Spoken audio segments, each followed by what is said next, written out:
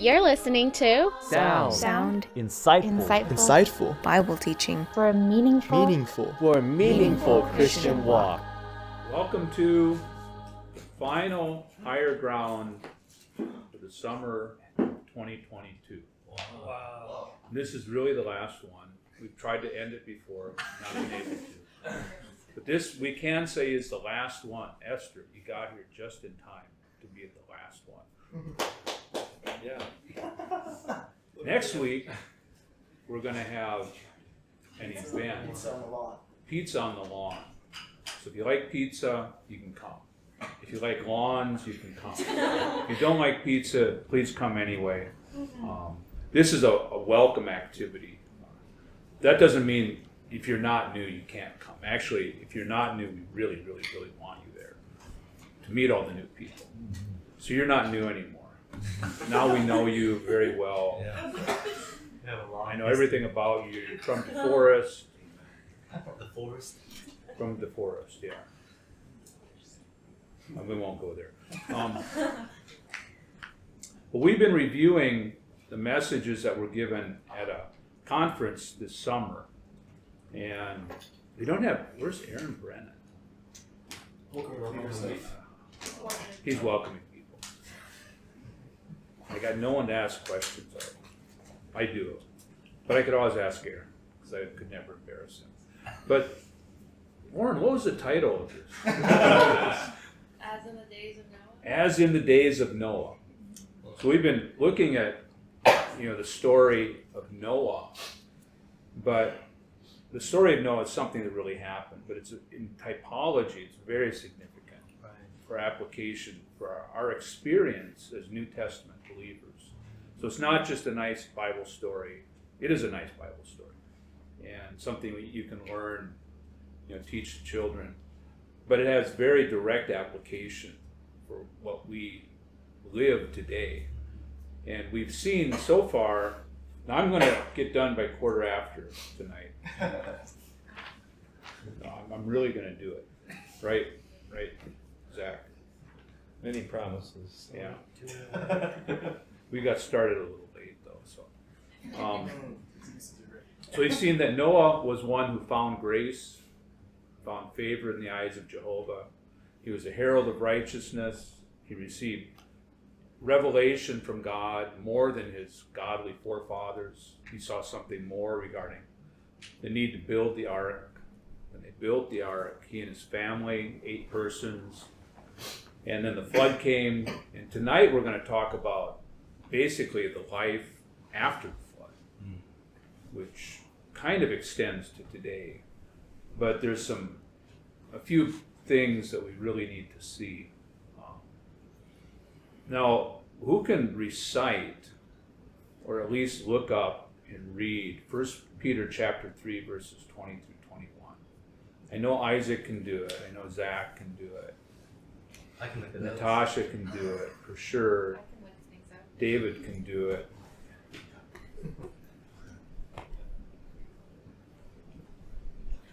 If you're not so sure, can someone just look it up and read it to us? First Peter or Second Peter? What is it? What did I say? First Peter. Is it 2 Peter? I think it's 1. 1 Peter 3:20. What's 1 Peter 3:20? Oh, water. Who had formerly disobeyed when the long suffering of God waited in the days of Noah. Yeah. While the ark was being prepared, entering into which a few, that is 8 souls, were brought safely through water. Verse 21, which water, as the antitype, also now saves you, that is baptism. Now the putting away of the filth of the flesh, the appeal of a good conscience unto God, through the resurrection of Jesus Christ. So, in this verse, it likens what Noah and his family went through to baptism. One thing that happened, the ark saved them. If there's no ark, they drown with everybody else. But one thing the flood did is it wiped out, not just all the people, it wiped out that generation. It wiped out that age that was so evil. But Noah and his family survived that through baptism. Baptism, we're not going to get into it tonight. But it's a matter of going into death, identified with Christ's death and baptism. Then we come up in resurrection. So it's like Jesus died on the cross and he was resurrected. In baptism, the same thing happens to us. You got baptized, right? Look at Esther. Yes. She got baptized, right, Zoe? Yeah. Yeah, okay. This is a step that we take as part of our salvation. But Noah's family went through it. Now, interestingly, how many people were on the ark? 8. Noah and Mrs. Noah, and his 3 sons, Ham, Shem, and Japheth, and their 3 wives. I have no idea what any of the women's names were. It's not recorded. But 8 is a very significant number in the Bible because 8 signifies resurrection. Why do we say this? What day was Jesus resurrected? 8th day. Yeah, but what day of the week? First day of the week. First day of the week. He was resurrected after the Sabbath, right? Sabbath is the 7th day of the week, so he was resurrected on the first day of the week. 7 plus 1 is 8. Wow. Pretty cool. That's kind of one of the basic ones. But Noah and his family, in type, they were resurrected. Now, this is really interesting. If you look at the dates, because in the Bible it talks about it. It doesn't say, March 4th and June. They didn't have those kind of things, but the months had numbers. And it says, I just looked this one up. It's probably here. This is Genesis chapter 8, verse 4. The ark came to rest in the 7th month, on the 17th day of the month, upon the mountains of Ararat. So it's like, they had a pretty accurate accounting. You read through it's like, then other things happen on certain days. But it came to rest on the 7th month and the 17th day. Why is that significant? When the Jews left Egypt, they said, this will be, now this will be the first month to you, the beginning. And it's called Abib, which means budding. You could almost say resurrection. But anyway, budding. And so that's the way they figured. That's the sacred calendar. But they also have the civil calendar. According to the civil calendar, it's the 7th month. They established Passover on the 14th day of the 7th month. The 17th day is 3 days after the Passover. Jesus was crucified on the Passover. And on the 17th, he was resurrected on the 7th month. So the ark came to rest on the same date, you could say, not same year, but the same date that Jesus was resurrected. So the ark, passing through the flood, passing through death, coming through in resurrection, this is extremely significant. Because then Noah and his family actually entered into a life in resurrection. Not just, the old life. The age had been wiped out. So in typology, this is the way we should be. Now we've seen, I'm not going to go back through everything, but the ark typifies the church, the builded church. This is what they were saved in. And you could say, in Christ, in the church, now they've been brought through in resurrection, and they can just begin to live a life in resurrection, which is what believers in the New Testament do. We live in resurrection. Now, I'm not talking about resurrected or in heaven, something. I'm not talking about the physical manifestation. But the reality is, when we believe, we have the life of Christ. We receive Christ as our life. This is a resurrection life. So we have the possibility to live a resurrected life on the earth, which is not just a typical human life. So this is the first point. And we can share a lot about this. Actually, the brother that shared this is kind of captivating. Someday we'll get the recordings and you can listen to them. I still haven't found them. What else happened? When they came out, they were probably really happy. They'd been on that boat for like a year. And it's probably good to be back on dry ground. But have you ever had the experience of, something happened bad? I don't know. Has anyone ever been through a tornado?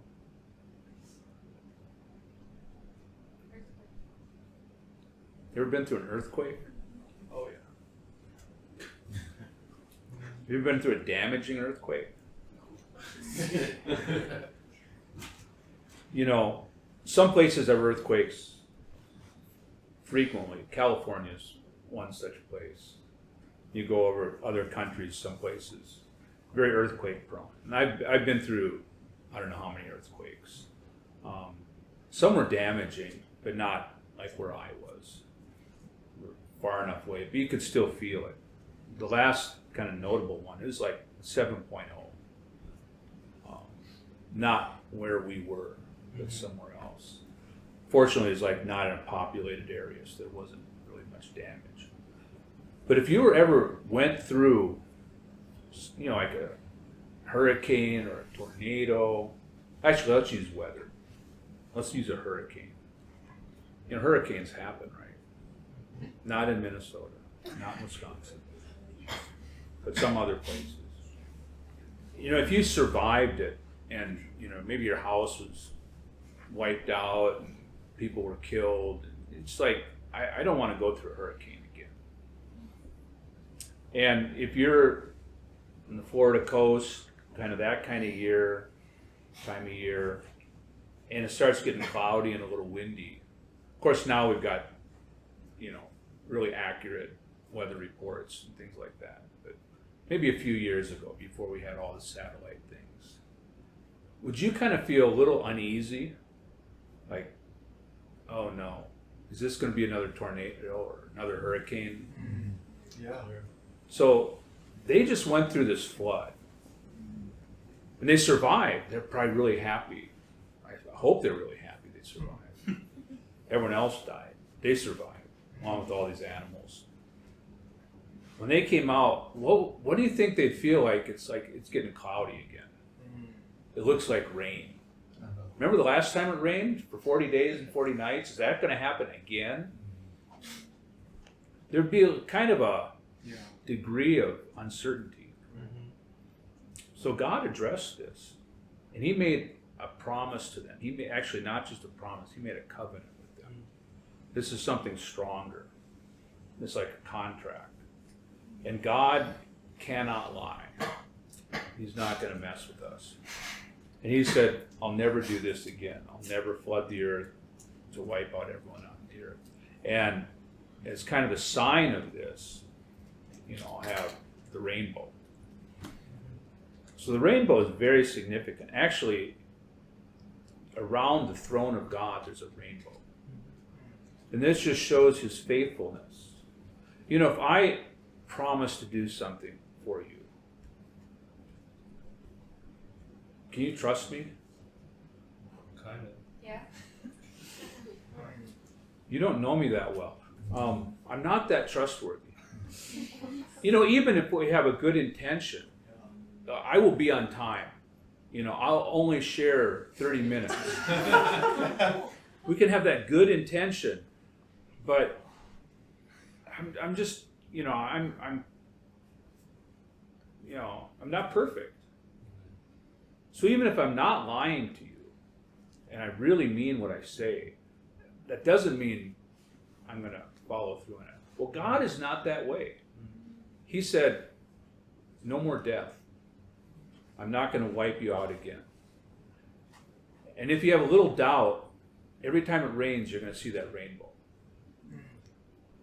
And then you just have the assurance that I remember God's promise. He's got a covenant with His people. This is really big. I'm not going to get into it that much. Maybe we can get onto that, some higher ground, just go through God's covenant with man, all the different things. But we don't need to be living in fear. Yeah. We don't need to fear that God is going to put us in hell, cast us into the lake of fire. We don't need to be in fear of that anymore. Why? Because we have a covenant with God. He's a covenanting God, and we have a covenant with Him. The New Testament, the word testament. This is like something like will and testament.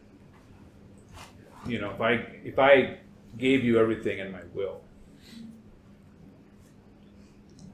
don't get your hopes up, it's not much. But if I gave you everything, you get $3.80 and 25-year-old car, and something like that, and a dog. But it's all yours. And you might wonder, well, it's really not, but you got this legally binding document that says, I gave it to you. You don't need to doubt. And then if I had a big bank account, if I had $1 million or something, I gave it to Zach, he's short on money, what should he do? Use it. Yeah, you got $1 million in the bank and it's yours. And you're saying, oh man, I wish I had some money. I wish I could afford to go to McDonald's. It's just, it's beyond my means. It's like, Zach, you got $1 million. Yeah, not really. It's just, they say I do, and it's in the bank, and it's in my name, and all I have to do is get online and get some money out, but, really I can't access it. This is the way it is. God's covenant with man, everything's available. Especially these promises, that, no more death. God wants to give us life. And I'm not talking about just human life. He wants to give us His life, the divine life. Right. And Peter said we're partakers of the heavenly nature. Yeah. This is a big, big matter in God's covenant with man. So for Noah and his family, they're entering into this, basically a new life. A life one with God, a life in resurrection. But they're fully under God's covenant. They don't need to fear that God is going to wipe everyone out again. He said He won't do that. At least He won't flood everyone. Eventually everything gets burned up. But that's another story for the future. And this is after a lot of things go on. But for us, we don't need to live in fear.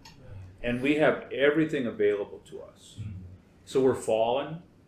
Are you a fallen person, Esther? Yes. Yeah. Very good at that. Are you worse than Zoe?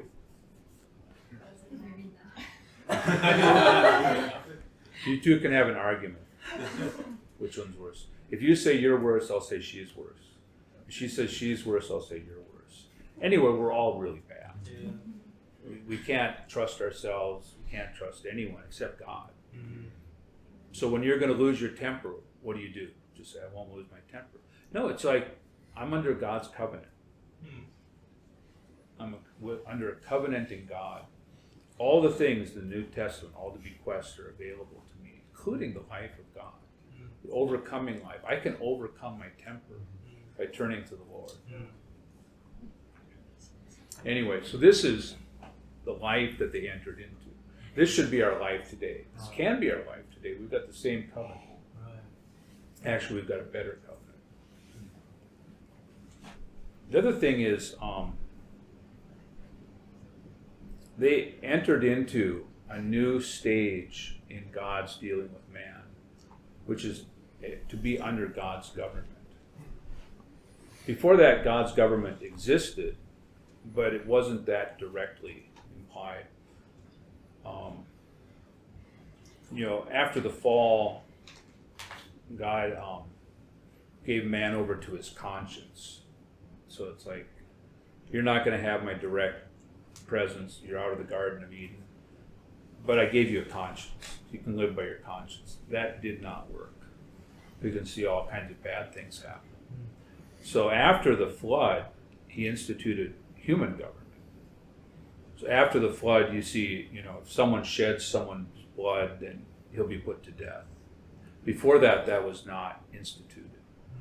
So, I mean, it's more than just a death penalty. It's like God cannot entrust man just to his conscience. We have a conscience. Do you have a conscience, Zoe? Does it sometimes bother you? Like, don't do that, don't do that? Do you ever do it when it says don't do it?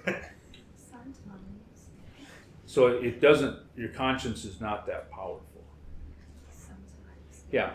It says, behave yourself. Don't do that thing you're thinking of doing, you're tempted to do.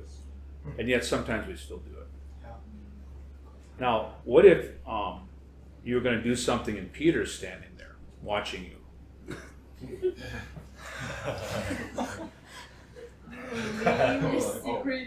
You're at the, where are you? You're at the convenience store and Peter's there and you just see something, you want to steal it.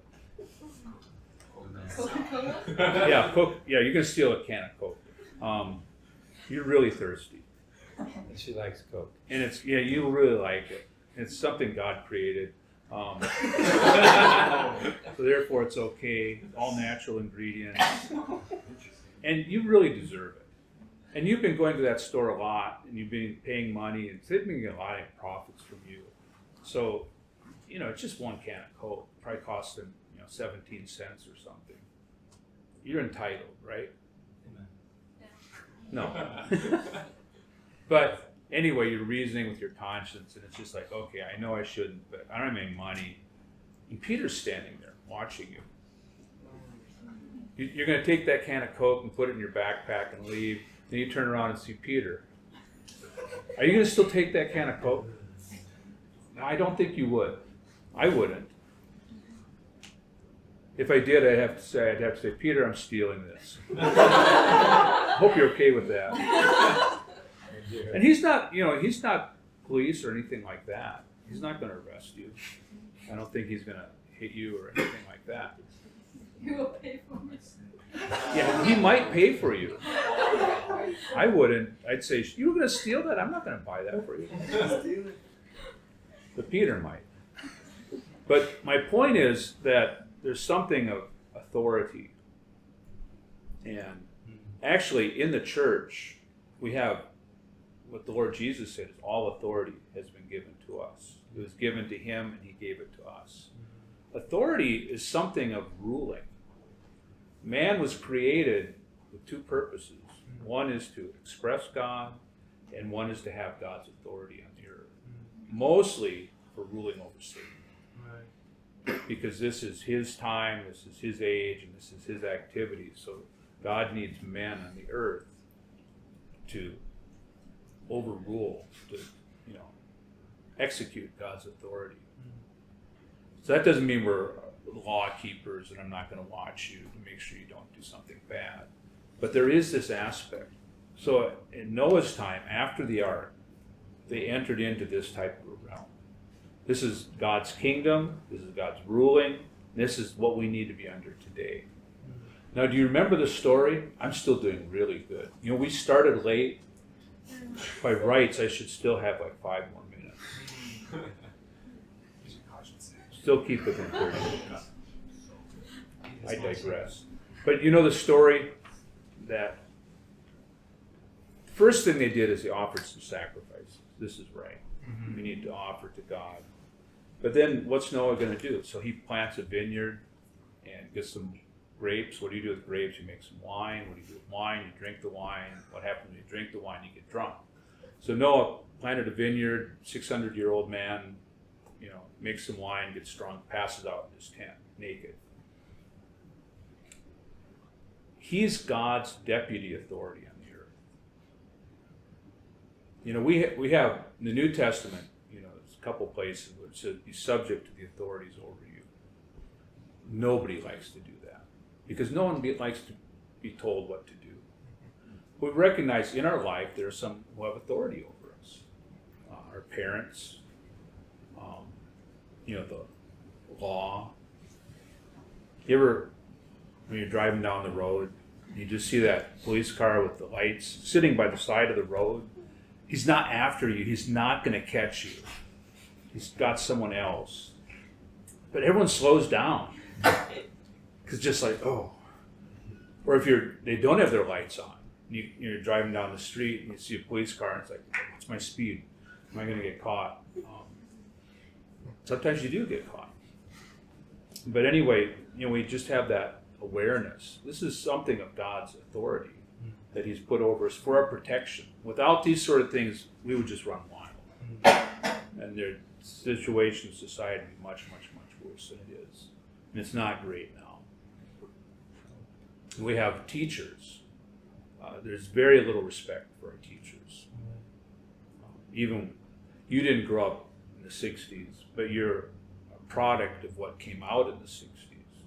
Question authority. This is a big catchphrase.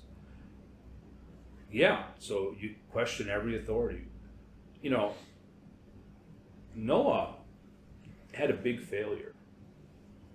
I mean, it's one thing to get drunk. It's another thing to pass out when you're drunk. It's another thing to be naked in your tent. But then one of his sons did a really bad thing. Ham. He went in and sees his father naked. Now, doing that's perfectly innocent. He just went into the tent and it's like, oh, man, Dad. But then what he did after that was bad. He told his brothers. And what they did was very proper. They covered their father up. Even they put like a blanket, like on their shoulders between the two of them. They walked backwards into the tent so they wouldn't see their father's nakedness and covered him. And then when he woke up, his words were not, boys, man, I blew it. I'm so sorry. I'm not suitable to be in charge around you. He did not say that. Now, he did make a big mistake, but he was still God's deputy authority. Later on in the Old Testament, there's someone named Moses. Moses was God's deputy authority. And at one point, his own sister and brother, Miriam and Aaron, kind of rose up against him because he'd married an Ethiopian woman. And according to God's ordination, you were just supposed to marry within the nation of Israel. There's like 2-3 million people. You should be able to find, a wife among that many. But anyway, he married an Ethiopian.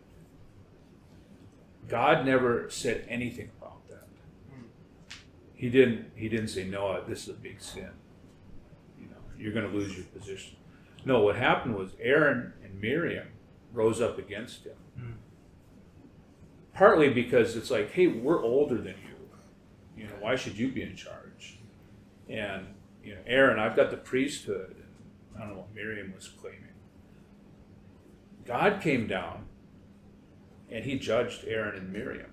Miriam became a leper because of that. Leprosy in the Bible always signifies rebellion. So there was not a judgment on what Moses did was not according to the law. That doesn't mean those who are in authority have freedom to break the law at will. I've got a different set of rules. No, actually, they need to be even more under God's, righteous justice. But for someone to rise up against them, like Ham did, I don't know what he was thinking, but goes and tells his brothers this bad thing that his father did. As a result, Ham gets cursed, and Shem and Japheth get blessed. So all of this is in the realm of, you could say, God's authority, God's kingdom. This is a lesson that we really, really, really need to learn. This is not just one instance in the whole Bible. You go through the whole Bible. I brought up Moses. Go through the New Testament. And how you react or deal with those who are in authority over. The Apostle Paul, he was standing before the Sanhedrin and giving an account because they were accusing him, judging him. And at one point he said something, and the high priest says to someone next to him to hit him, strike him. And Paul's reaction, probably what my reaction would be.